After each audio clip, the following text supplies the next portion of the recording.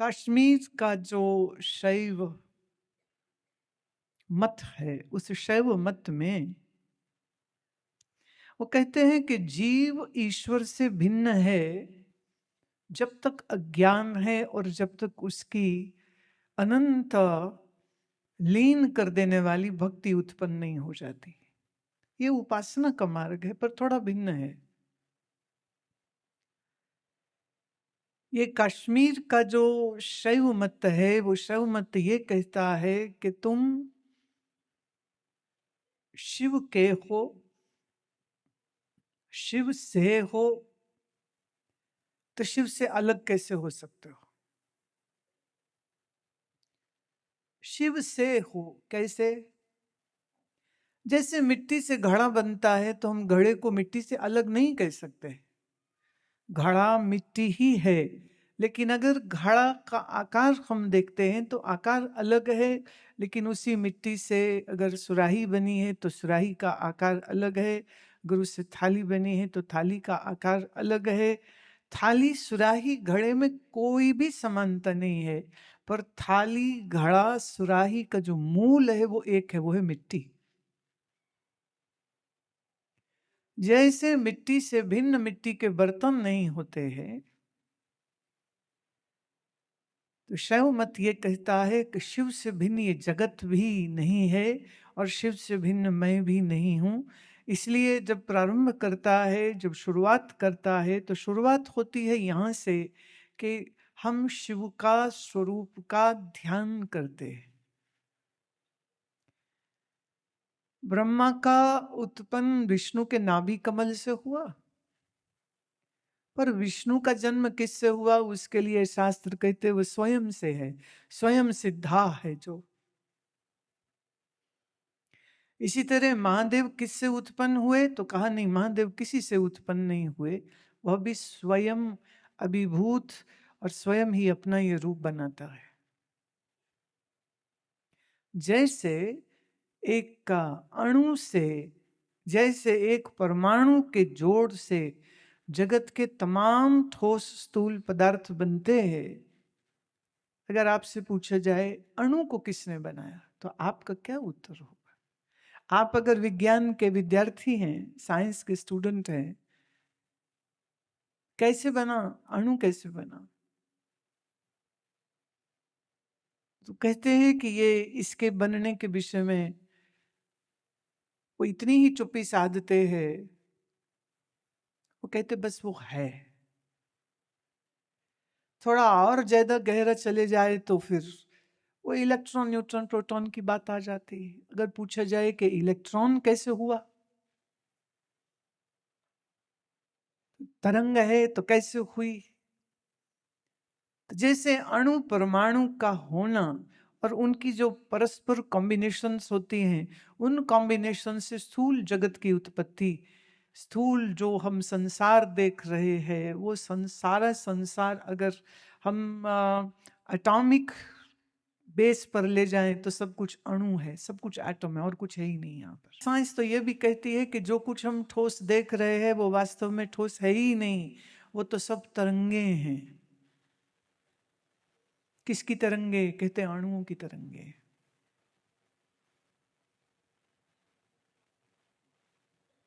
सब कुछ किससे हुआ? तो वो कह देते ब्लैक होल से हुआ, या वो बोल देते हैं कि बिग बैंग हुआ और सब हो गया, और फिर ये सब कुछ एक दिन ब्लैक होल में चला गया तो सब समाप्त हो जाएगा।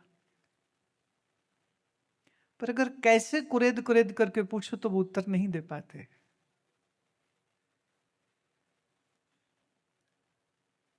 महादेव का जो स्थूल रूप है उसमें वो पुरुष का शरीर रखते हैं, जटाजूट है, योगी है।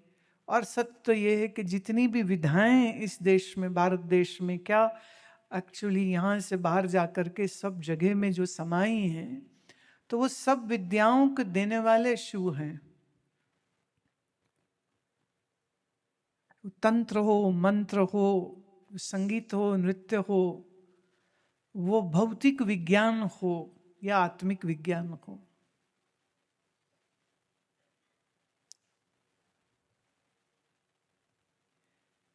अब महादेव विध्वंस के, नाश के देवता माने जाते, तमोगुणी देवता माने जाते।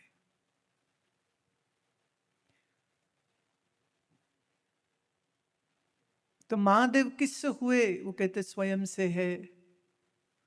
और फिर ये भी आप बात समझ लीजिएगा कि इस विषय में पुराण ये कहता है कि हर सृष्टि का एक भिन्न महादेव होता है, एक ही महादेव नहीं है जो चल रहा है। तो जैसे विष्णु के समय समय पर अवतार होते रहे, ऐसे ही शिव के भी समय समय पर अवतार होते रहे। कहीं 28 अवतारों का वर्णन है और कहीं 18, कुछ थोड़ा बहुत मतभेद शास्त्रों में हमको दिखता है। अब किसी एक अवतार में जब राजा दक्ष के यहाँ उनकी पुत्री सती के लिए कौन बोले जगत जननी ही सती हुई, और वो विवाह की उम्र की जब हुई तो उससे बहुत पहले ऋषि कश्यप के आशीर्वाद से, कहो सत्संग से, और ऋषि अत्रि के सत्संग से उनके मन में एक रुद्राक्ष को उन्होंने जब देखा था, तो उस रुद्राक्ष से उनके मन में एक अजब सी तरंगें उठ गई, एक अजब सा आकर्षण आ गया, ये क्या है। और फिर वो जैसे विमोहित हुए, होशो हवास खो दिए और मंत्र मुग्ध होती हुई एक दिशा की ओर चलती जाती है। और वहां पर उनको एक बहुत भव्य शिवलिंग का दर्शन होता है। उन्होंने इससे पहले कभी देखा नहीं था, क्योंकि उनके पिता दक्ष जो है वो विष्णु उपासक है, उनके यहाँ विष्णु की पूजा होती। अब जब वो शिव का ये पार्थिव स्वरूप देखा, रुद्राक्ष वो हाथ में पकड़ के गई थी, सामने वो शिवलिंग को देखती हैं और देखते ही वो ध्यानस्थ हो गई। उनकी बहनें उनको ढूंढती ढूंढती जंगल तक आती हैं और इसी विमोहित दशा में उनको वापस ले जाती हैं। और वो बड़ी तकलीफ में आती हैं कि अब वापस जाके पिताजी से क्या कहेंगे कि तुम तो हो विष्णु भक्त और तुम्हारी पुत्री शिवलिंग को देख करके ध्यानस्थ हो जाती है। तो उन्होंने तय किया कि जा करके बताएंगे नहीं कि हम कहाँ थे। और सती अपना भूख प्यास नींद सब गंवा लिए। कौन है ये शिव, कौन है ये जिसको मैं देखती हूं? अब आंख बंद करे तो भी एक आकृति दिखती है, वो पूजा को जाती है तो भी विष्णु के जगह पर वहीं उसी आकृति को महसूस करती है।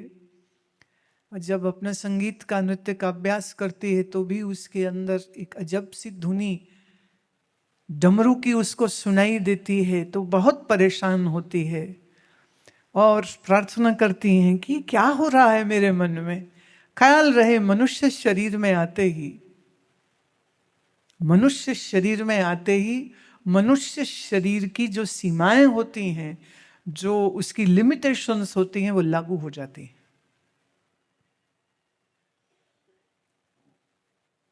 तो उसकी इस दशा को देख करके देव ऋषि नारद को विचार आया कि मैं जाऊं। कैसे आया? देखिए, आपके पास आज के समय में फोन है तो तुम हैरान नहीं होते हो कि व्हाट्सएप मैसेज आ जाए तो तुम हैरान नहीं होते हो। आने वाले में समय में ऐसा कहते हैं कि एक डिवाइस तुम्हारे कलाई पे होगा, या हो सकता है चमड़ी के अंदर उस चिप को वो डाल देंगे और तुम्हारी अंगुली से ऐसे हवा में तुम चकोर बनाओगे तो वो एक स्क्रीन हो जाएगा और फिर तुम उसी में देख सकोगे। आने वाले समय में विज्ञान ऐसे कार्य करने की तरफ बहुत जोर से लगा हुआ है। आज आप वीडियो कॉल करते हैं, बंदा बैठा है अमेरिका में, आप यहाँ हो भारत में, आराम से देखते हो, बातचीत करते हो, कोई हैरानी तुम्हें नहीं होती।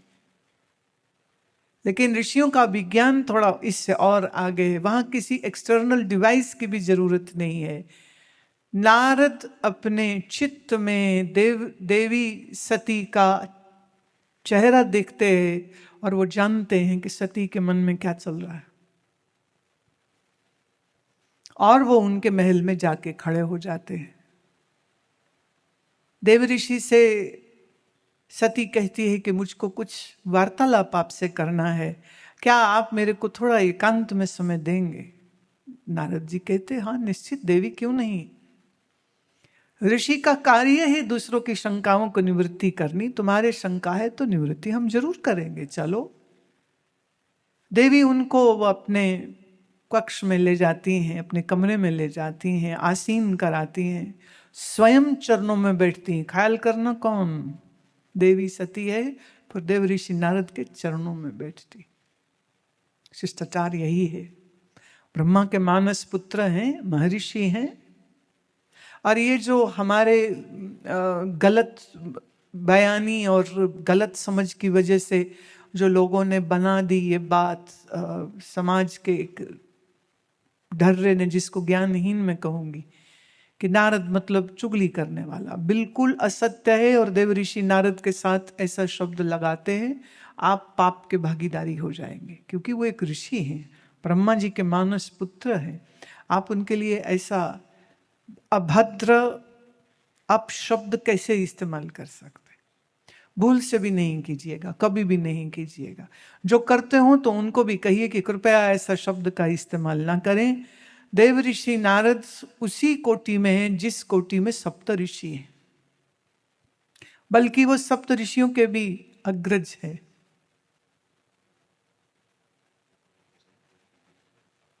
आज वैसे एक और भी सुखद मुहूर्त है, आपने आते हुए दर्शन किया ही होगा।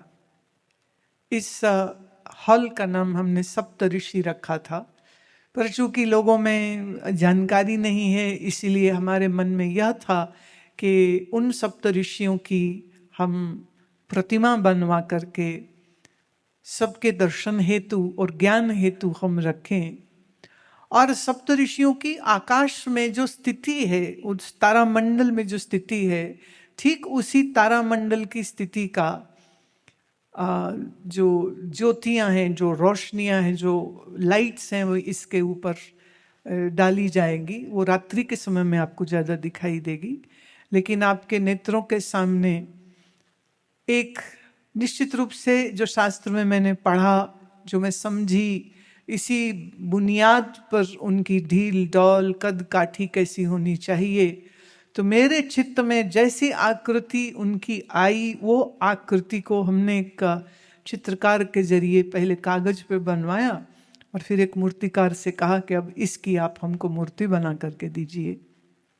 लगभग 3 साल ये प्रोजेक्ट चला है, 3 वर्ष लगे इस पूरे प्रोजेक्ट को पूरा होने में। और फिर जैसा कल्पना कर रखी थी हमारी टीम ने, उस कल्पना को मूर्त रूप देने में इतना समय लग गया। तो ये सप्त ऋषि जो है, उनका आसन अब बाहर सुशोभित हो गया है, ताकि जो भी यहाँ प्रवेश करे वो पहले उन सप्त ऋषियों को प्रणाम करता हुआ आए यहाँ पर। कि ऋषि अत्रि हैं, कि ऋषि जमदग्नि है, कि ऋषि गौतम हैं, और ऋषि विश्वामित्र है। इन सब ऋषियों महर्षियों की जो, ऐसा जानिए हर मनवंतर में अलग सप्त ऋषि होते हैं। हर मनवंतर में एक अलग सप्त ऋषि होते हैं, इसलिए उनके नामों का जो चयन है, जो हमको डिनोमिनेशंस दिखती हैं, वो तो वही रहती है, लेकिन अलग अलग फिर नाम समय के साथ जो है वो बदल जाते हैं। पर कहीं ना कहीं वशिष्ठ जी वहीं रहते हैं, अत्रि जी भी लगभग वहीं रहते हैं, वो बदलते नहीं है।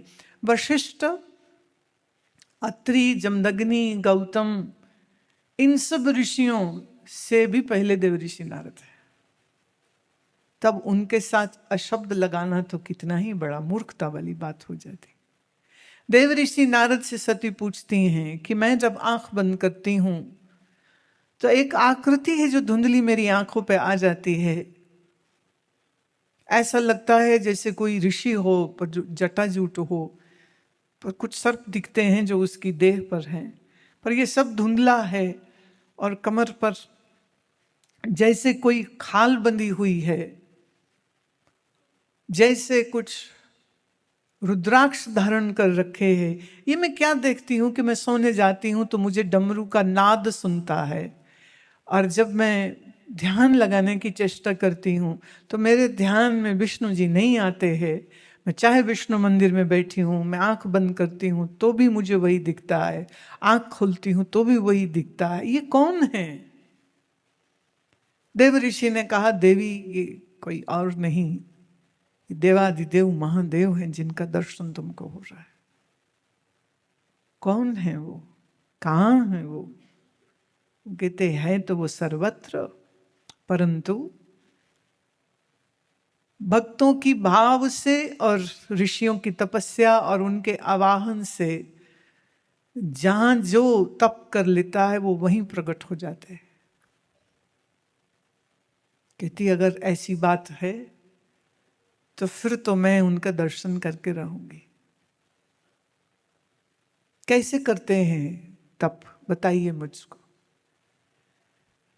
सती को विस्तार से भगवान बताते हैं, देव ऋषि नारद जी बताते हैं कि भगवान शिव का दर्शन अगर करना है तो देवी संसार के भौतिक सुखों का त्याग करके शरीर इंद्रिय को जीतना होगा तुमको, तितिक्षा करनी होगी तुमको, और श्वासोच्छ्वास ओम नमः शिवाय का जप और मन में सिर्फ शिव का ध्यान, और संसार का कोई ख्याल, कोई राग, कोई द्वेष, कोई इच्छा, कोई वासना तेरे मन में होनी नहीं चाहिए। सती कहती है कि आपकी बड़ी कृपा है, आपने मुझे साधना बताई। जाकर के माता पिता से कहती है, आज्ञा दीजिए मैं तो जंगल को जाती हूं, मैं महल में नहीं रहूंगी अब। क्यों? बोली महल में रह के तब थोड़ी हो सकता है। रोते बिलखते माता पिता को छोड़ करके वो कहती मैं तप करूंगी। बहुत मना किया दक्ष ने, ना कर, इसका तो मैं नाम भी नहीं लूंगा, क्योंकि वो शिव विरोधी थे दक्ष। और सती तो कहां मानी, तप करने को निकल गई, घोर तप किया। कितना काल बीत गया, लेकिन इस तप का अंत तो तब हो ना जब शिव मिले। और फिर वो शुभ घड़ी आई। सती के सन्मुख एक ब्रह्मचारी आता है, साधु वेश में है, और कहता है सुंदरी तू इस जंगल में क्या कर रही है? ने कहा अरे साधु महाराज मैं तो शिव भगवान का दर्शन करने के लिए तप कर रही हूं, इस कारण यहां पर हूं। तो ये जो साधु है ये कहता है अरे तू पागल है, तू किस अघोरी को प्रसन्न करके प्राप्त करना चाहती है? देवी तू इतनी सुंदर है, कमलनीय है, तू यहां कहां बैठी हुई है? वो भूत प्रेतों की संगत करने वाले से, शमशानवासी से तुम क्या रिश्ता रखना चाहती हो?